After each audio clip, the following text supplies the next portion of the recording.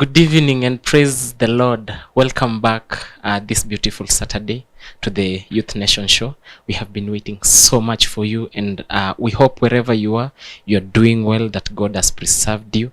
And we hope that the shows that you've been watching before have edified you into the person that you are today.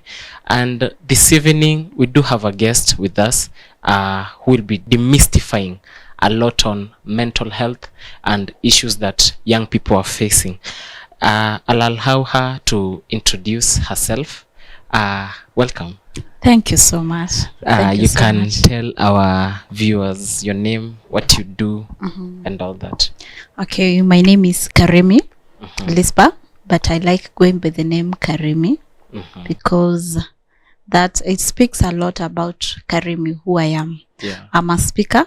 I speak on mental health, sex education, and leadership. And the three of those topics that I talk on, it's about my life experience, what I've undergone. Many times people ask, mbona unaongelelea mental health, wewe ni daktari? Because that is the first question he asked me when I came here. But I'm not a doctor. But it's what I have undergone, and from other people's experience and from what I see other people doing, and you read, and I get knowledge from books, movies, YouTube, podcasts. That is where I learn. And Karimi is a girl that loves God. I'm from Meru County. Meru. Yeah.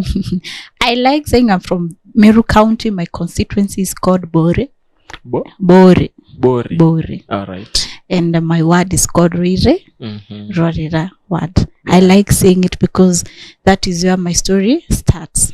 All right. From the time that I was born, growing up, because my life basically has been more about in Meru County.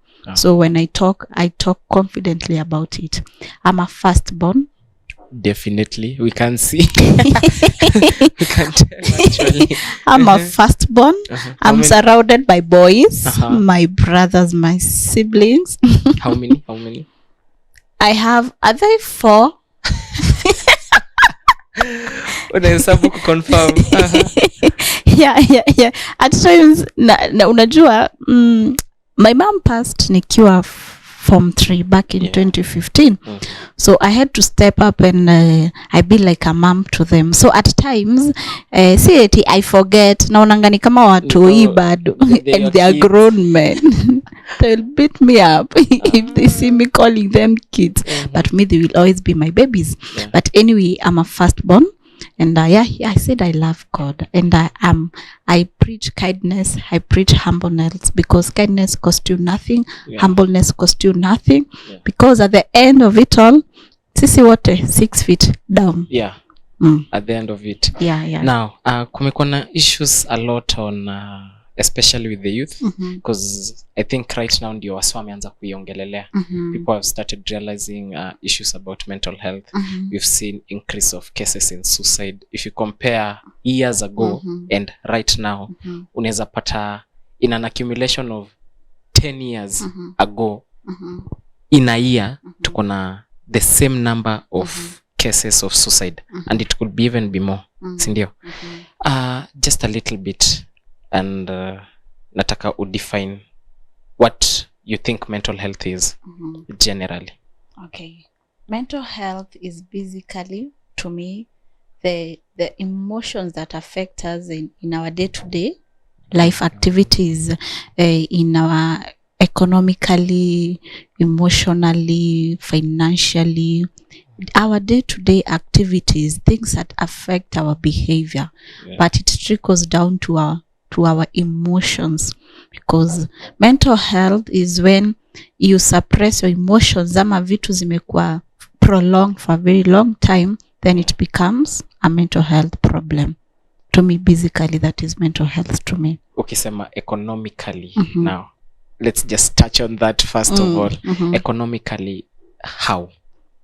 Economically, if you're not able to pay for your bills, trust me, utakuwa na stress. You understand? How to live. If you're not able to live comfortably, you will not have, emotionally, you'll be unstable. Comfortably, to your own limits. But at times sisi tunajiekanga depression na stress sisi wenyewe because you want to live life yenye iko out of our limit.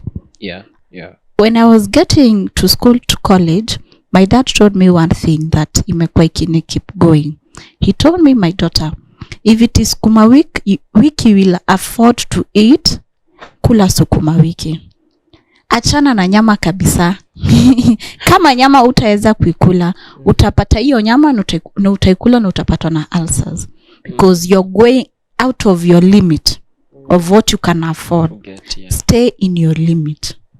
Stay with what you can afford. Kama niyo sukuma wiki, eat it. Kwani, is it not still food? Still food. After all, it's more even healthier. Now, you understand. Mentioning economically, kuna watoto matajiri that they face these depression issues. Unashanga mtu yeye alijipiga risasi na bunduki ya baba.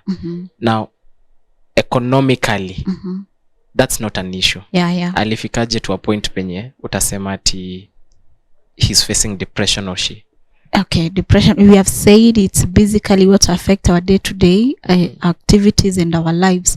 So unaweza pata mtoi kama huyo nyumbani, there are many things behind the scenes. There are many things which are going on.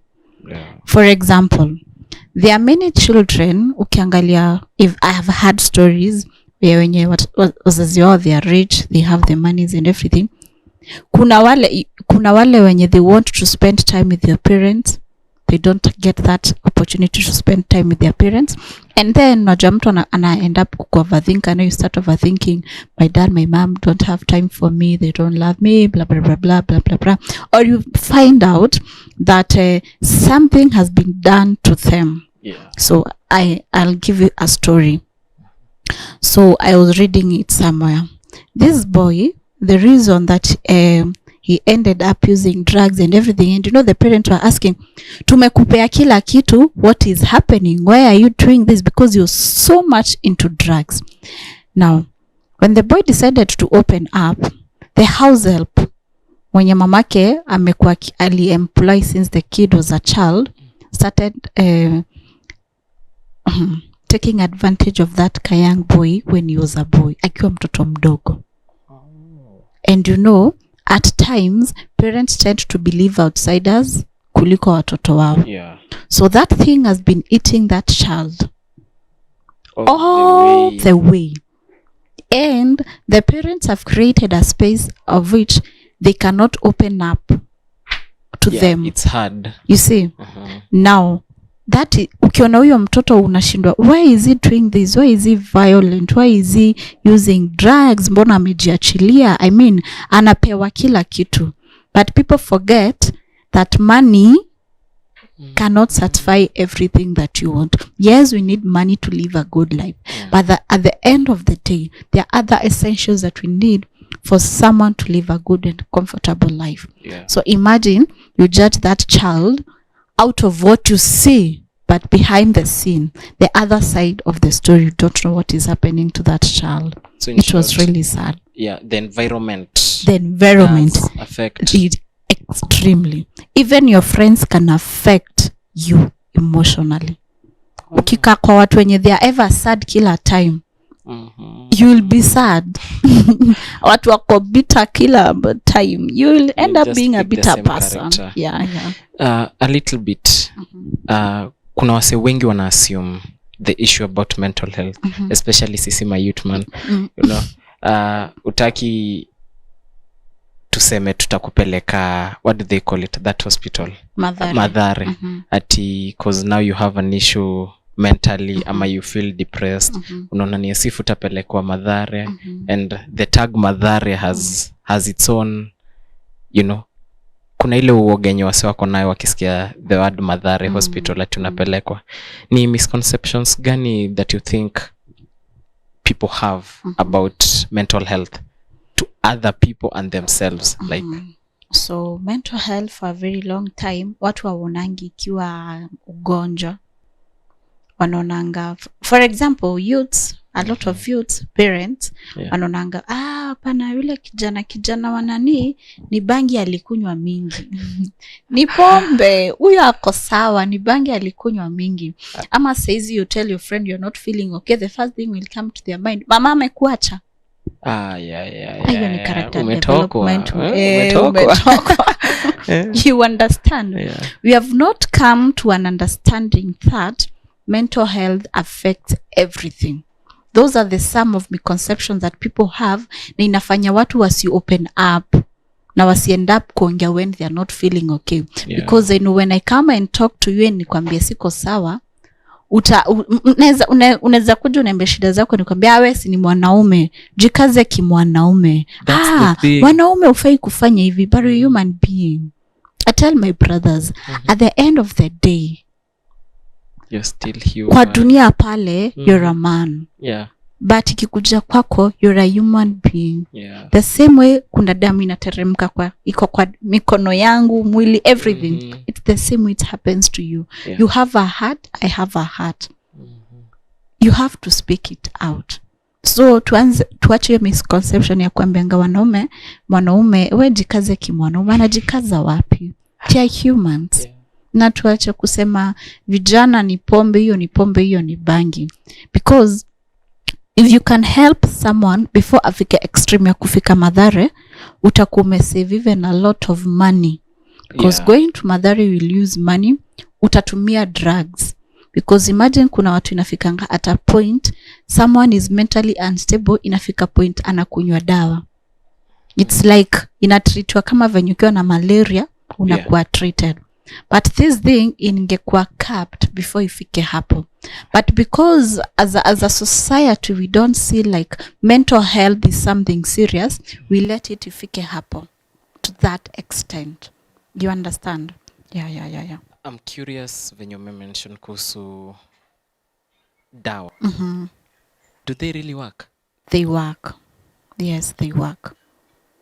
There are people who have gone to rehabilitation centers and they wamekuwa healed kabisa. They work. They do work. Kuna watu wanakunywanga na mtu ashajua ikifika at a point ama feel this level is what I'm feeling, they take medicine to help them. Medicine does help. But mbona tungoje ifike hadi point ukunywe dawa? So we shouldn't wait. We shouldn't wait ifike hadi hapo. The reason nimeuliza hiyo ni because there were people that were claiming that the only thing that dawa inafanya ni inakufanya unalala. So kama umelala, then you won't experience issues. You'll be far away from life. So I was just curious about that. Talking about economy, sindio, you've mentioned about the man and the environment. There was this agenda that ilikuwa imeanza kukua pushed all the way since like 2000 about making the woman, empowering the woman. Now, point yenye imefika, yes, women are empowered already, that's good, no issue. But now, the men and issues, job, employment, the feeling ya dominance in the society, people are feeling like women wamewa dominate. Just a little bit to the men, like how should they handle being in an environment enye there's women empowerment already? I'll go back to the Bible. God alicreate the man akiwa the first. And through the Bible, for example, in marriage, a wife is supposed to submit to the husband. And the nature itself empowers a man. Because I always say there are some things, no matter how a woman is empowered, the nature itself, the society itself will always empower the boy. What has happened is that tumepea girls, you have been giving a lot of opportunities and a lot of openings, but ukiangalia hata no matter how much tumekuwa empowered, still we are still struggling. Tukisema girls should be empowered, women should be empowered, because men wamefika wapi? Wako juu. I mean, they will always be above us. That is it, according to the Bible, how I understand it.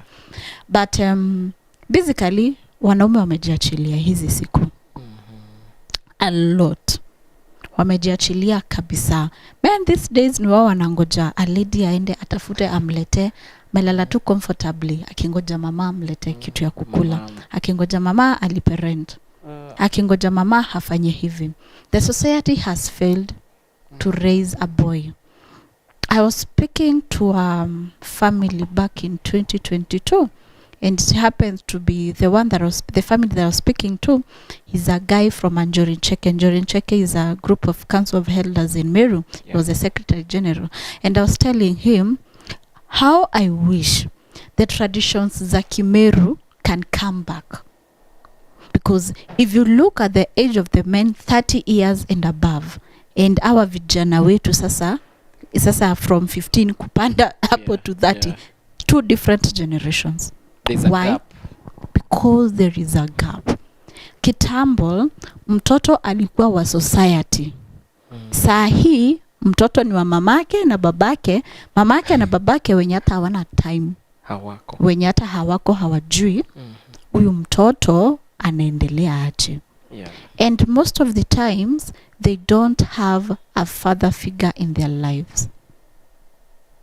If as a man you do not have a father figure in your life, you will struggle with a lot of things. You've seen it. I know you've seen it and you've read it. A man that doesn't have a father figure in their life, they do struggle a lot in their marriages, in their behaviors, and everything that surrounds them. So it trickles down again back to the family setup, the church, and the society. We have failed the boy child, but at a boy child amejifail, because at some point of life ikifika, kuna point ikifika uambia watu wewe ni orphan, no one will care. But ukiwa mtoto mdogo uambia wase mimi ni orphan, mimi nina raise on a single father or a single mother, someone will care.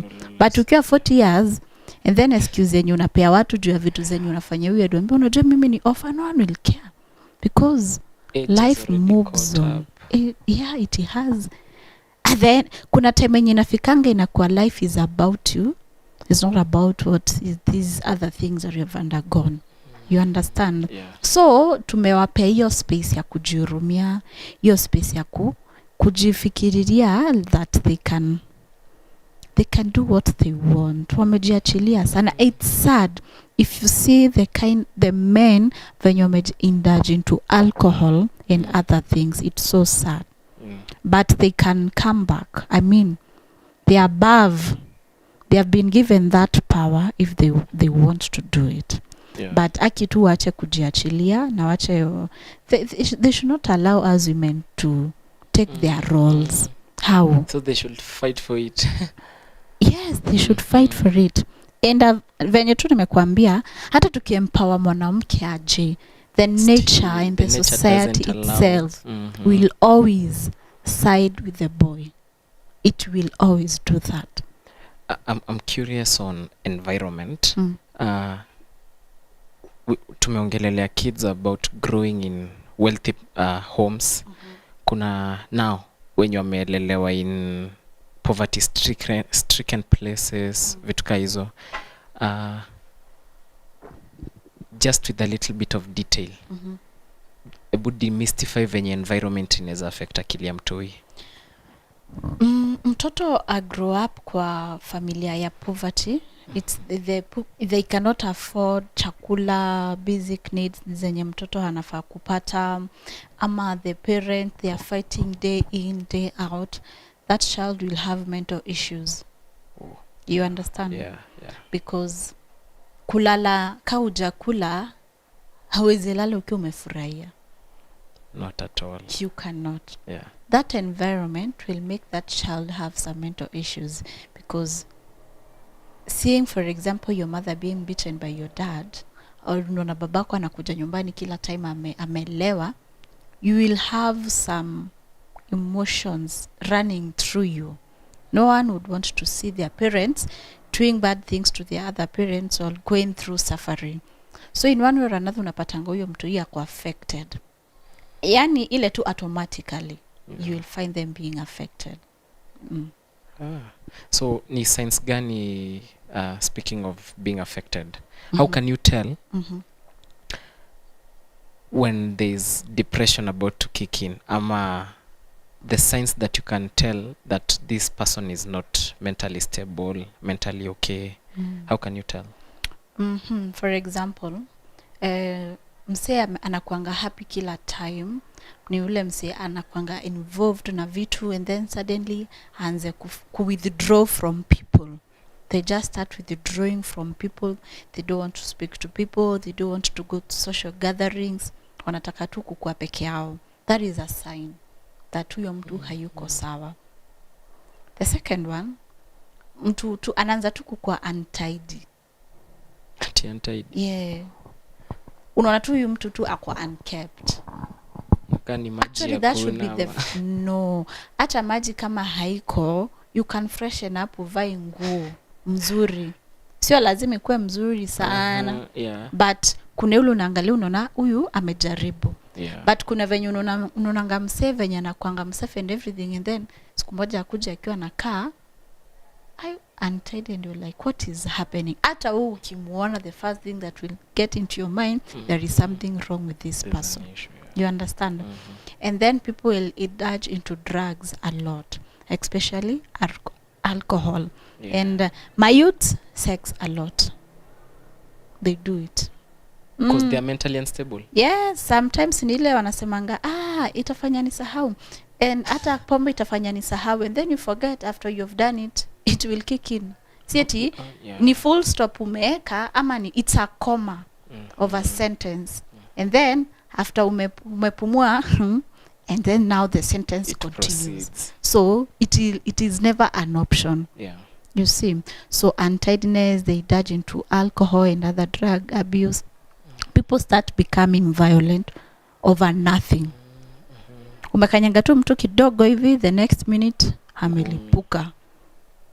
From kitu kidogo tu, someone has really changed. And we'll always see their emotions zenye zimekuwa prolonged. Msee maybe anakuanga happy all the time, and then they start feeling sad, always having anxieties. Those kind of things, you'll just notice this someone is not okay. So in short, the usage kuna tu addictions. The addictions, yeah. The addictions ni in short suppress the emotions. That yeah. At that point, people forget that hata yes, umekunywa, umesahau shida zako, kesho utaamka na hizo shida. It's still there. Na hata ukikunywa unakumbuka hizo shida zako. So it is an excuse of using it, which is not a good excuse. There's something watu sema that therapeutic friend. Unaona wale ma friends kupe advice and all that, that actually hao ndo wanaweza kuwa wanahitaji the most therapy. Now here is an issue. You have a friend who doesn't seem at all okay. They might not be in alcohol, so to assume to yame grow in church, so alcohol is not an option, like completely. Unezaje tell somebody mwenye ako calm, always calm, and experience something within themselves, because kuna zile zinakuanga zimejificha, and actually mostly zenye zinakuanga zimejificha ndo zinaletanga most issues, because our alcohol, at least we can see there's an addiction yenye unajaribu kusuppress with the issue within. How do you deal with that person mwenye anakuanga metulia? You can't even tell there's an issue. How do you even know, first of all? Someone who is your friend. Yeah. If someone is your friend, no matter how calm they are, utajua calmness yake ikiwa 100 venye anakuwa na calmness yake ikiwa 0% venye inakuwa. If someone is your friend, like really not, you will always know when they are not okay. You will. I have a friend. Mi nakuanga just a bubbly, happy girl. I'll be ever smiling, laughing. But I have a friend. We have been friends since 2014. We met in high school. I can call her laughing and she'll ask me, "You're not okay." So, you feel it. And kuna watu wenye tuko nao and their friends, they will say, at least ako sawa, yamebambika, but I'm not okay. That is why I'm telling you, your support system, your friends, they will always know when you're not okay. Ni venye tumejaza fake friends around us. Because someone genuine to you will know you're not okay. Hata ukwewe ni ule mtu mkam, hauongeangi, someone close to you will know you're not okay. Man, there's a lot to talk about here. But first of all, just keep it right there. We'll be right back after this short break.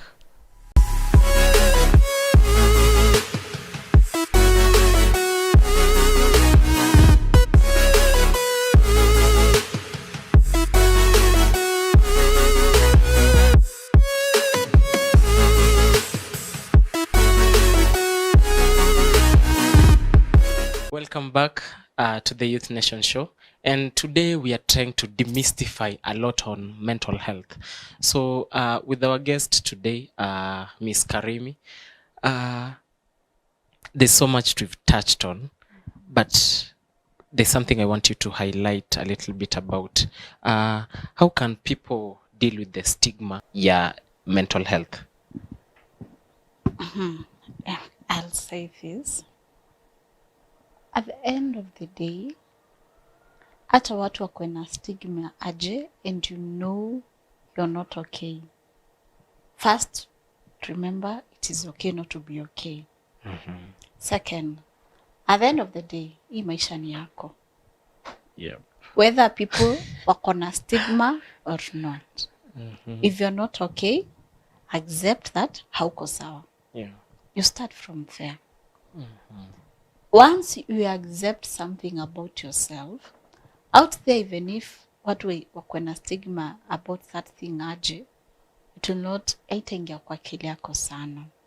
But again, they are stigmatizing mental health the same way they did it to HIV till today. There are people wanaona watu wako positive, wako HIV, wako na HIV and they run. The thing is, saizi hawezi jua nani yako HIV positive. I might be here, but I'm not positive, and I'm naweza kuwa niko not positive.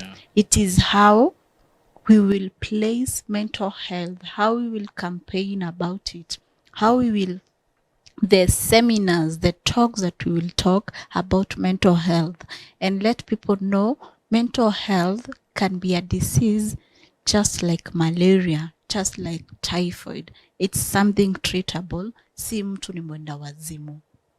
How we will be vocal about it and let people know, like the way I've said, it is okay not to be okay. Let people have that space and feel like mental health is not the end of it all. I can be okay and life can move on. We can use our social medias, you know, our TV, our radios, Facebook, all these vitu zote za internet, to talk and to be more vocal about mental health in a positive way. It can really help to avoid the stigma around it. And maybe people who have undergone mental health breakdown, like me, talking about their story, it will help other people out there. Psychologically, people never want to relate with something that has a bad image. So I think kuna venye wase wakiona wakisikia the mental health issue, they want to run away from it rather than tackle it. Si una get. Now that you've mentioned about speaking about it, you've been a victim before. Just a little bit about your story. Well, how did you even know I'm that? not okay? Because many people hawezi kubali generally. It's the support system that you have.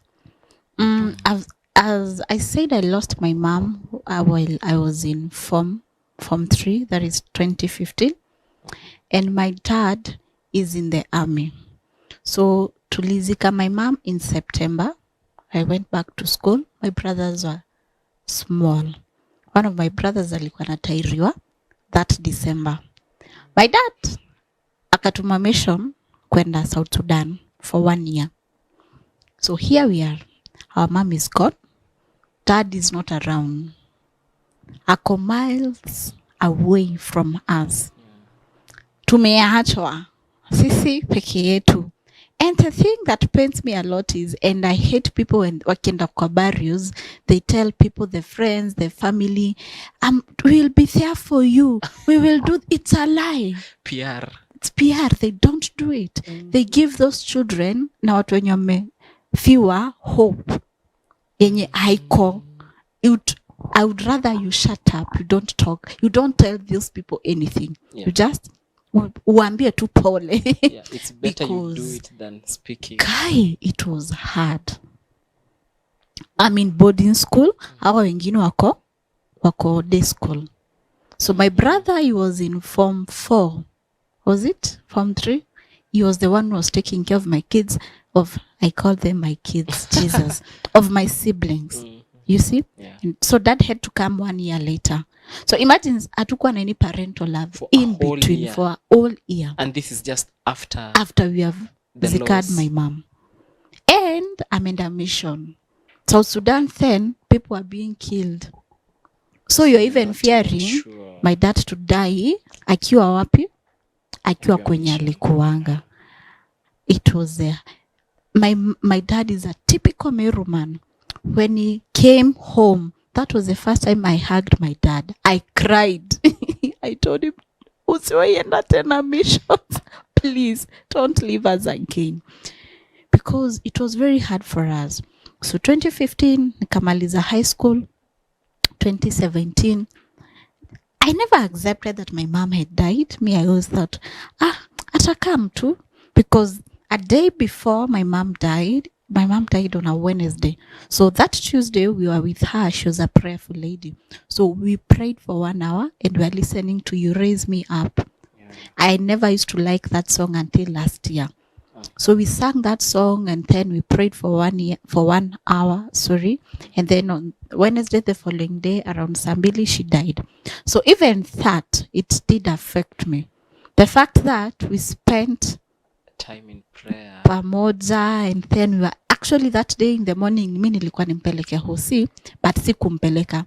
So for a very long time, I used to blame myself and say, if I was, kama ningejua kuendesha gari, ningepeleka mamangu hospitali. To the extent that till today, I have fear when gari naeza drive na 20 km per hour. I always say, if that time, I was needed, I couldn't be able to provide that help. But it is something that I may overcome. I drive comfortably, but sipendi speed. So 2017 nikaingia shule campus. 2018 around May, June, I go to the hospital, and then nikaambiwa niende I see a gynecologist. I go, I see a gyna, and I'm told go and do these scans. I go back with my scan results, and the doctor tells me you have endometriosis. Endometriosis is a lining in your uterus, outside the uterus. And I'm like, what are you saying? I love having a family, my children, my husband, and everything. Then the doctor is telling me, and you know, with this condition, you cannot get pregnant. I am telling him, I called, my dad remarried. So I called mom and I told her, Mom, nimeambiwa hivi na hivi na hivi. I was crying. And she told me it will be okay. Ile tu ya kuni comfort. I go and research about endometriosis. It's something you don't hauponangi. It's just like manageable. Okay. So I used to go and see a gynecologist after a month, and then I'm given some hormonal drugs. So kwa hiyo process ya kukua treated, then they realize I have cysts, some glands in my ovaries. So it is another problem in my reproductive system, adding that sitaweza kupata watoto. And the pain was unbearable. Unbearable for me. Taking those medicines, I ended up kupatwa na H. pylori. So I'm taking hormonal drugs every month. I'm taking dawa za H. pylori. It is expensive to maintain, those two conditions. It came a point, nikachukua hizo dawa, nikachukua kila kitu, nikapeleka kwa altar. And I told God, I'm not going to take these medicines anymore because I am tired. Basically, I was tired.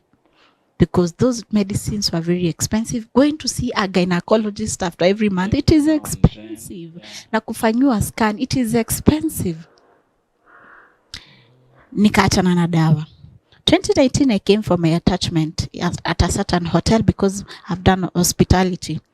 It was good, a new life in Nairobi and everything. So all this time before you were in? Yes, in Meru. All right. So I started having more issues. The pain increased because singeweza kubend for a long time. When I'm having my menses, singetembea. I used to sit. I cannot even take the normal painkillers. I have to take these hard, strong painkillers. Yeah. So I start having some pains and I call my mom. I tell her, Mom, I'm not feeling okay. We meet. She was in Moranga University then. I call her my bonus mom because she has really helped me in my journey, my personal relationship with God. And then we go to Karen Hospital in Thika. Nafanyiwa scan inatoka niko na maji kwa uterus. I'm like, Mom, what is this?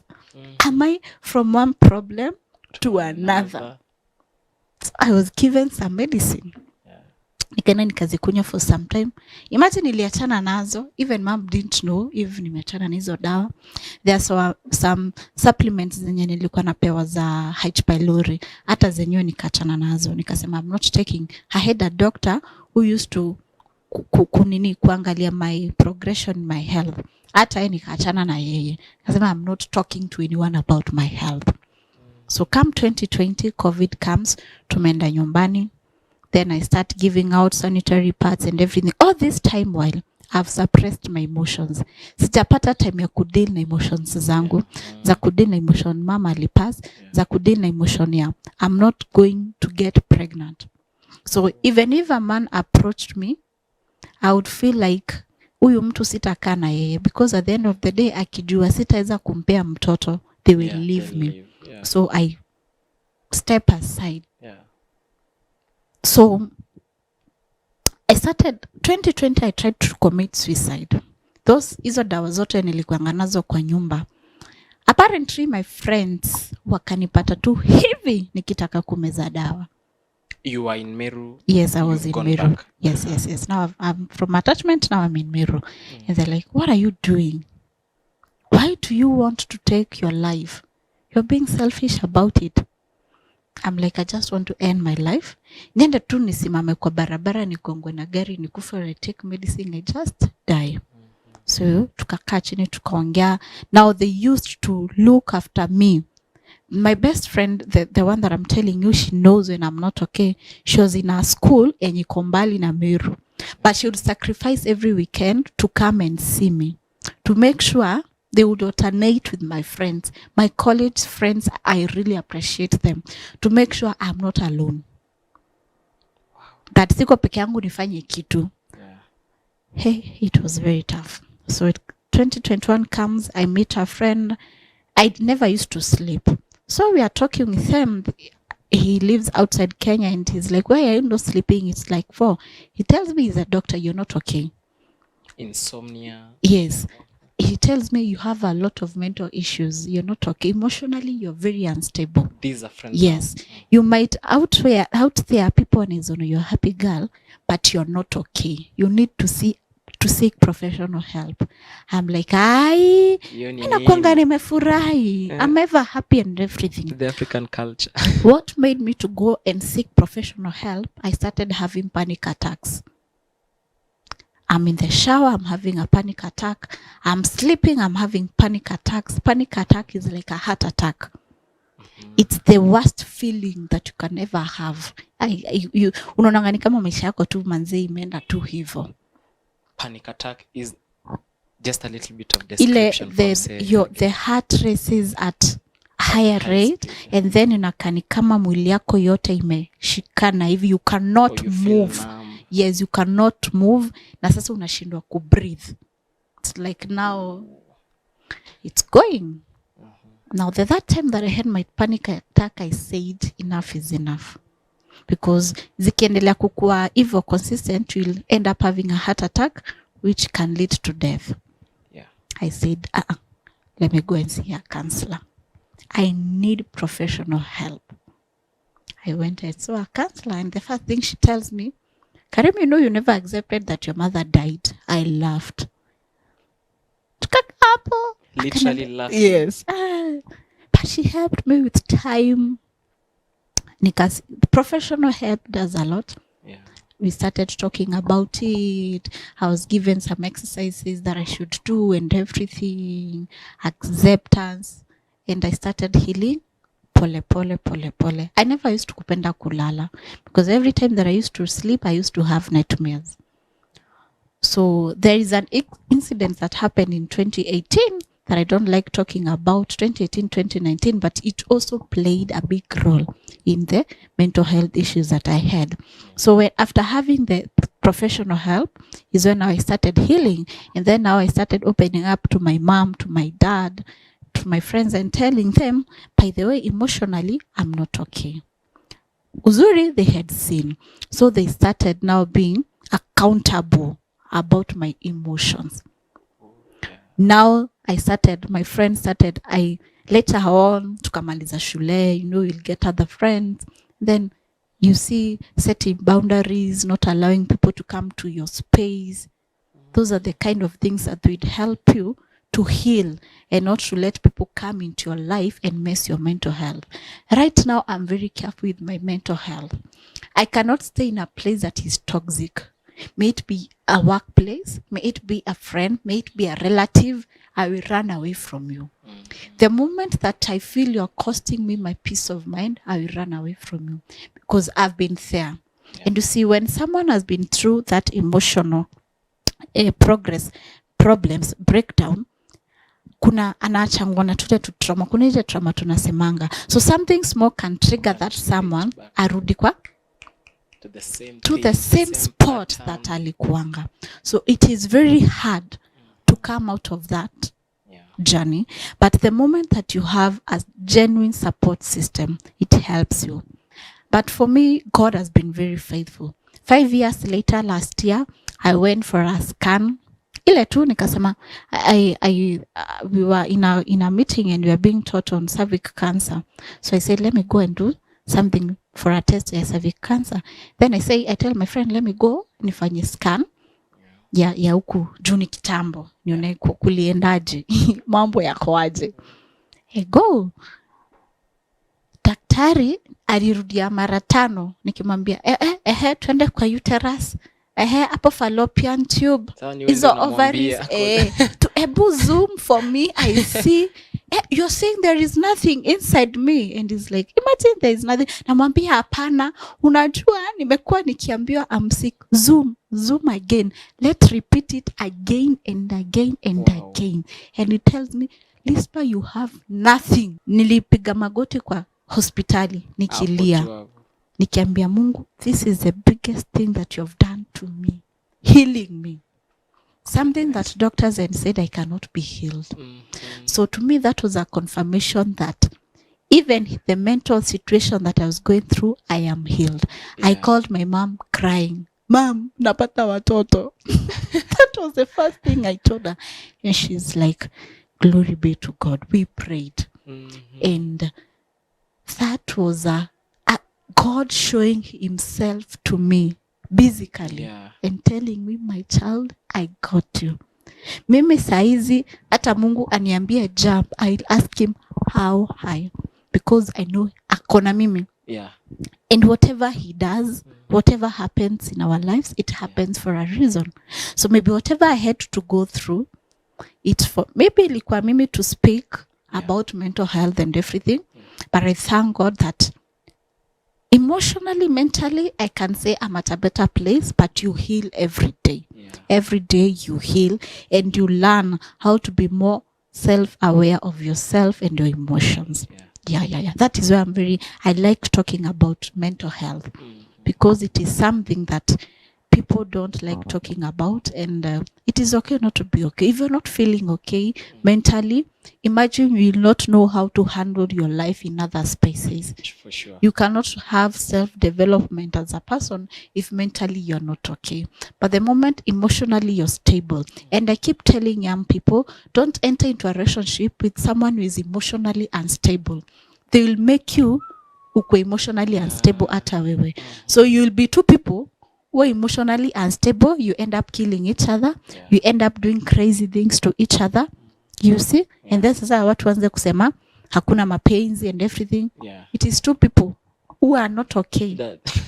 Have decided they want to try this thing out. And the problem is that they don't know. They don't know. Some know they are not okay. But at times unaona hizi red flags watu semea zina unaonanga unasema nita change ama ata change. You can never change a person. Let someone change because they want to change, not because they want to change uone wame change. Because itafika at a point washindwa kupretend and now their behavior comes back. Yep. Let person mtu change because that is what they want to do, not because they want to do it for their partner or someone else. Itafika point achoke. Yeah. Oh, that's such a personal story.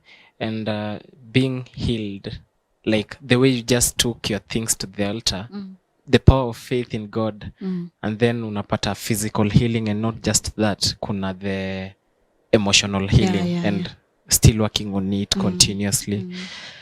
Just curious on this. Now that you are in the environment here, the dealing with psychology, mental health and all that, utadila aje na mse mwenye anaona professional counseling, it's not a thing, like seeking professional help.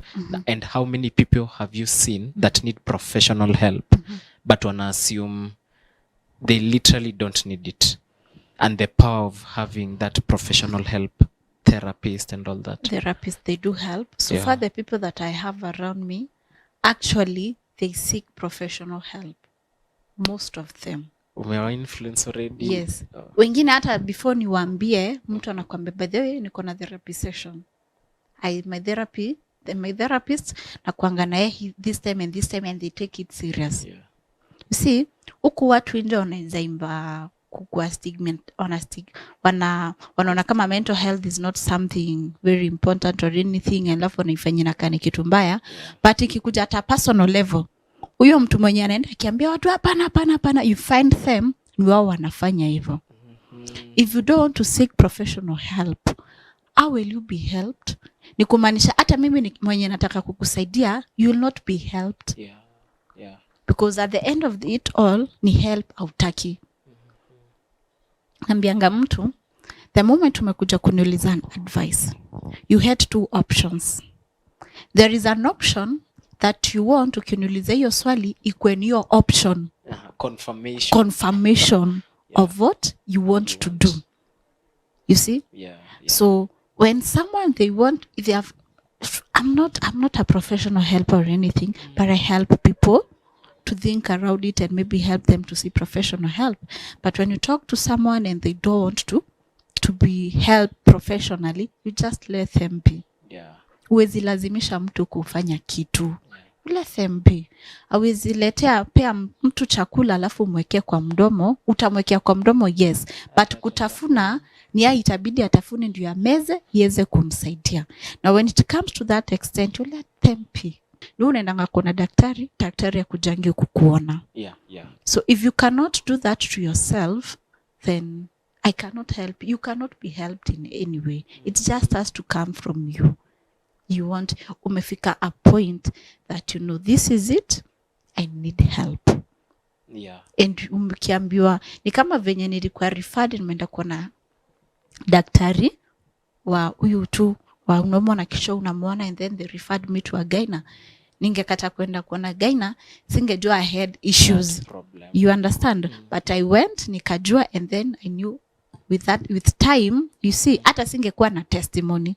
Juu hata singejua anything. Maybe ningeolewa nikose mtoi or something, ama nipate mtoi, but I wouldn't know there was something which was going on with my body. So it just has to come from you as Karimi of yourself.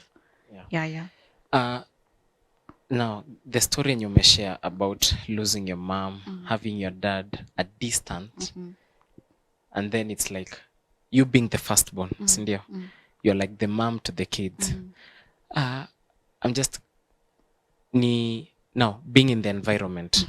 Ni policies gani unaweza sema, like now according to your story, like what do you think, either through the corporate sector, the jobs, the government, ni vitu gani wanaweza fanya kusaidia people that are experiencing this mental health issue? Because we have people, especially now that you've mentioned the army. I've seen a guy that was in the army. The only thing that saved this guy, it's him giving his life to Jesus. Because now the problem zenye alikuwa na face and trying to get money out of pensions and stuff, vitu zilikuwa complicated when he really needed it the most. And there was an idea about having therapy sessions for people that come out of war. Unaona? So what do you think about that? Like policies zinaweza kuwa laid out. First thing first, before policies ziekwe and everything, mse anafajwe, the world owes you nothing. Nobody owes you nothing. You owe yourself everything. Watu wataki kusikia hiyo. Now we start from there. Yeah. Ujue hakuna mtu anaku anything, no one. May it be your uncle, your sister, your dad, your entitlement, achana nayo kabisa. And it's an issue. Yes, that is an issue that we have. The moment that you know that no one owes you anything, then you can navigate every situation that comes ahead of you. Na kuna mtu akona time yako. Time doesn't clock around you. It doesn't. It doesn't. Inakimbia. The world is running. You understand? So maybe they create policies on, especially kwa the work environment, where maybe wakona department ya counseling, where staff ama watu wenye wanafanya kazi huko, the employees, wanaweza enda kuona counselors ama wakona zile session maybe in a month.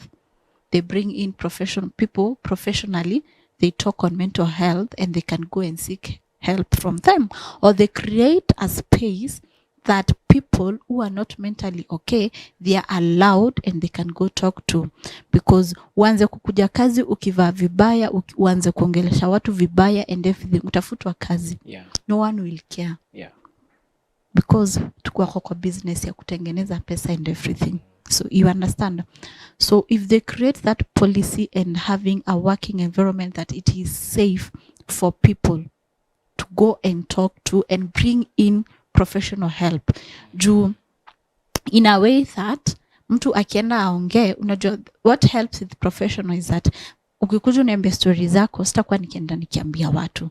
So it will create that safe space in that work environment, na ikue inafanywa in a way that wako free to do it.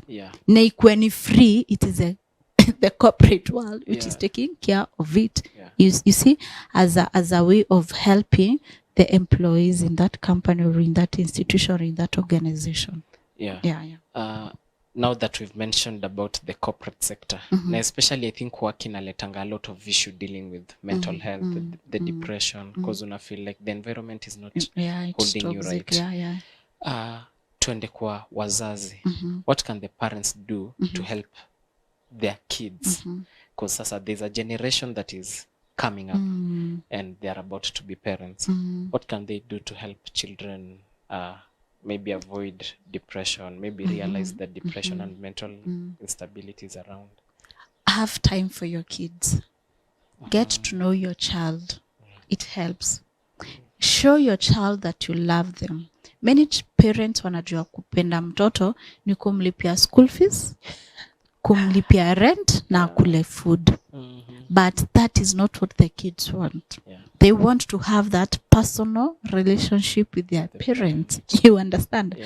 Create a space that huyu mtoto, my relationship with my parents is that hata nini inifanyikie, they are the first people that I will call. Nimwambie daddy, mom, this and this is happening.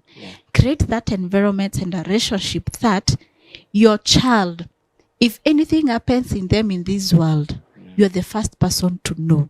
And bila mtoto kukuambia, you realize there is a problem with you. But what has happened is that parents don't even know their kids anymore. It is the teachers who know the kids more than the parents. Na mwalimu akiambia mzazi mtoto wako hivi, atasema hapana, mtoto wangu akwangi. Na time unapatanga nayo mtoto ni Sunday, na Sunday mnakuja anaenda Sunday school, mnatoka mnaenda mnakula. Jioni the child sleeps mapema, anaenda shule. That is what you know about the child. Nothing more. Create a bond, a relationship with your child. Let them feel this is a safe space for me. My parent, they are my closest beings. They're the people that I can call anytime. My mom tells me, my daughter, if anything goes wrong, if everything doesn't work, remember you have a home. Remember you have a place to come and stay in. Now, with that kind of a relationship, I always know, hata kiniharibikia aje, you know there's a place. But imagine nothing, hakuna kitu toi niharibikia. I mean, tena, nitakuja kwa God. You see? I go with this. In the Ephesians, inasemanga when God, Jesus alikufa, alipresiwa at the right hand of God, who is above every principalities and everything. So, if I accepted him as a savior of my life, why? And is above every principality, is above the world and everything. Why would I fear vitu kidogo kidogo za dunia? Things zenye God alicreate within 6 days. Why would I even give a doubt? Why would I even allow myself to feel that kuna point itafika kitu kama hiyo ni happen? But if it happens, there is consolation that back at home there is something for me. So create a relationship with your child. Get to know your child. Create that safe space for your child. Mtoi akuwa kijua mzae mathe, they got me. No matter what. Na akikuja kukuongelesha, usimrushie stress zako. Huyo mtoto hajafanya anything. Whatever has happened ukiwa uko kazi, usilete kwa nyumba. Mtoto amekuja ukiwa amefurahi, daddy, umshoto toka hapa. Atoke hapo aende wapi? You understand? So parents can really change and work on that. So guys, there's a lot that we can still touch on dealing on issues with mental health, depression. From the story that you've heard about Miss Karemi, you can see the power of spirituality and seeking professional help. Your parting shot and any last words to people watching? I'll say what I've said. It's okay not to be okay. Usikuwe na entitlement. Just know no one owes you anything. And at the end of the day, remember that God got you. He created you. He knew you before you were born in your mother's womb. He tells you that he has good plans for you to prosper. And he tells you at his own right time, he will make things beautiful. That's what keeps me moving. That I know God alinijua before nikuwe created in my mother's womb. Ananiambia anajua plans zangu. Ananiambia at his own right time, he'll make things beautiful. And as a son in the kingdom, niko na authority over everything. Just because he gave his child to die for my sake. So I should face everything. Every time as I walk out of the house, I always tell myself, I have God as my first option and is my backup. So everything that I'm going to get outside there, yani naendanga tu like a lion. I roar. I have that, I roar. Because the one who is with me is greater than all this that is in the world, you know. So and guys, I'm inviting you for an event. We are planning an event. It's we start is shaping tomorrow's Africa Today. It will be at the Mwai Kibaki Center, Mount Kenya Auditorium. It is in the Thika campus. We are gathering youth. They'll be taught on communication, branding, and leadership. We have speakers like Lynn Goge. So welcome and himself, content creator. come and learn how Lingoge has done it. We have 2 speakers from Ghana will be coming. And on leadership, if you want to venture into politics, we'll be having quite young politicians who have made a lot of noise and who are well known in our country. And even Robert Borale for men who want to be mentored and everything, because Robert is somebody who I've seen is very passionate about bringing back the belted empowerment. Yeah. He'll be there and he'll be one of the speakers. And I'll be there talking about mental health. So please come and learn on that day. When is the date? It's on 30th March. 30th March this year. It will be on a Saturday at the Mwai Kibaki Center. All right. Thank you so much for joining us this evening. Apologies from my host. She's just a little bit under the weather with a cold. And that's it this evening. My name is Ron Kenoli Okusi, your host for the show today. And I'll see you next Saturday. Thank you.